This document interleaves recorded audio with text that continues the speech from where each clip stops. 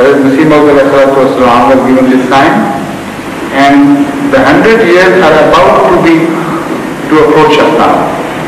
The cycle of 100 years will be completed in 1898. So if it doesn't come earlier, I mean, nobody can say it will definitely complete the whole cycle. Sometimes things apply broadly speaking, not very sharply, that exactly it should be 100 years, because nowhere it is written that it should be exactly 100 years.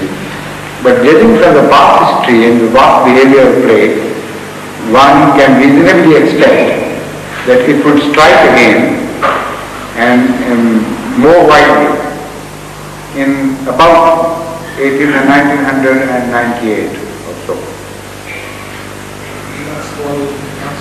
Is not enough? Just one question. Yes. Well, in that case, the same thing will apply to Ahmadis and the believers, the true believers of Hazrat Muslim Islam. Of course, as long as they remain true believers and fulfill the conditions, it will apply, that guarantee of safety will apply to them as well. But if they have transgressed, to that extent they will be out of this cover. But on the whole, I cannot realize any situation where plague treats both equally. It's impossible.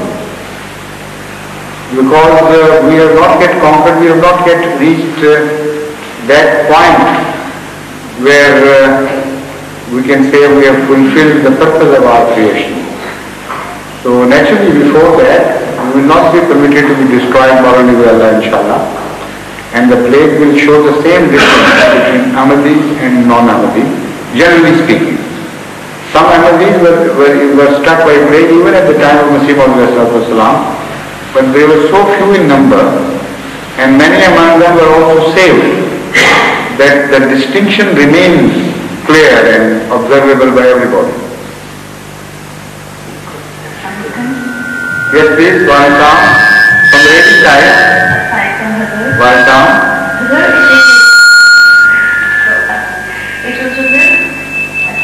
Pardon? Yes, the noise is to stop now, please.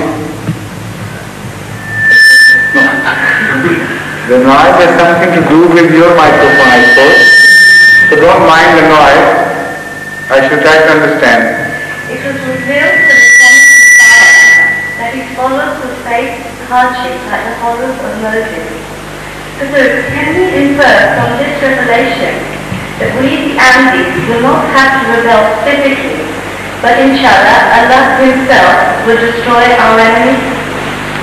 It was revealed to the promised Messiah that his followers will face trials. Yes. So does that mean that at the end we will be successful? I mean, we will overcome all these problems without the use of force? What's your opinion? I'm asking you. Well, is the answer not so evident?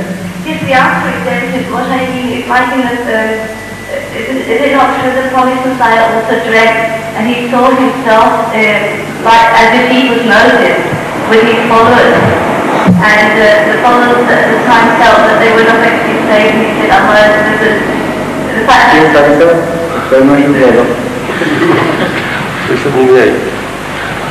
even Safi Sahib couldn't understand. Might have better. You can? Yes, please come forward and let me know. What he said is that the followers of Moses did not have to fight to protect themselves, and that God They didn't fight. Well, I think that's what she was saying. That's what you mean. The followers of Moses were made to fight as long as they did not. The promise which was given to them was not fulfilled. It was told to them that you defer till such time as you prepare yourself.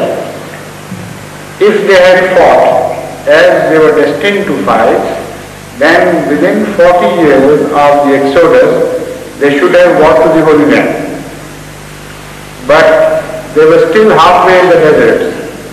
Because when they were told to fight, they said, "Oh Moses, you go and you and your Lord and fight it out.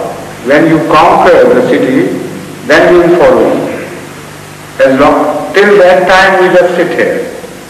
So Allah said, "Okay, you keep sitting. And I'm not going to fulfill my promise until you behave yourself." So until they learned how to fight, until they had courage enough to fight it out, the promises were not fulfilled. So you are ill-informed if you think that they got everything without having to put in any effort on their own part.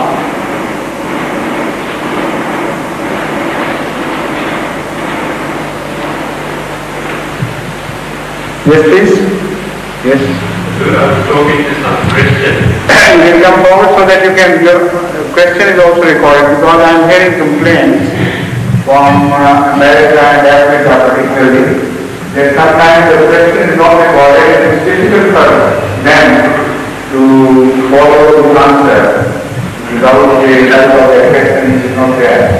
So I was talking to some Christians, and they were saying that although they thought that Islam was quite reasonable in logic, they couldn't accept it on the grounds that Christianity, once they believed, promised them paradise, and that the Muslim, according to them, could not be assured of paradise even if he believed, and that they were saying that it is a part and parcel of the Islamic faith that you can never be 100% sure of being granted paradise.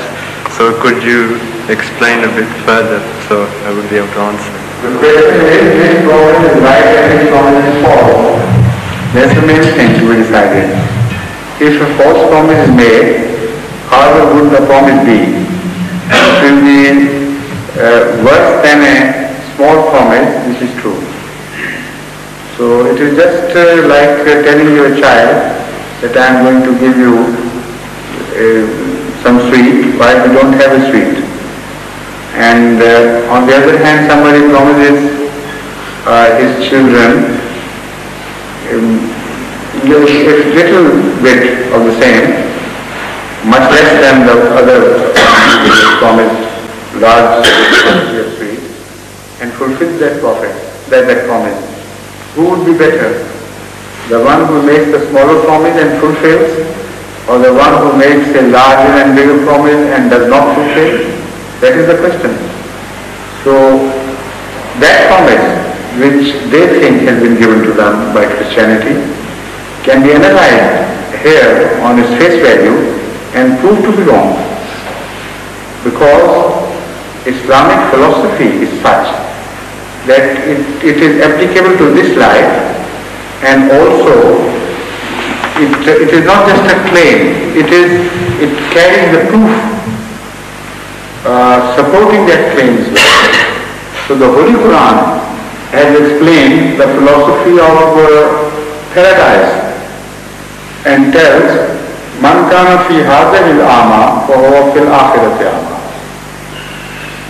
Then the angels tell those who are promised paradise, "Nahnu awliyaukum fil hayati dunya wa fil akhirah. Abshiru bil jannati allati kuntum tu'adun." So the paradise which Islam promises is not something which belongs to after death, to the era after death.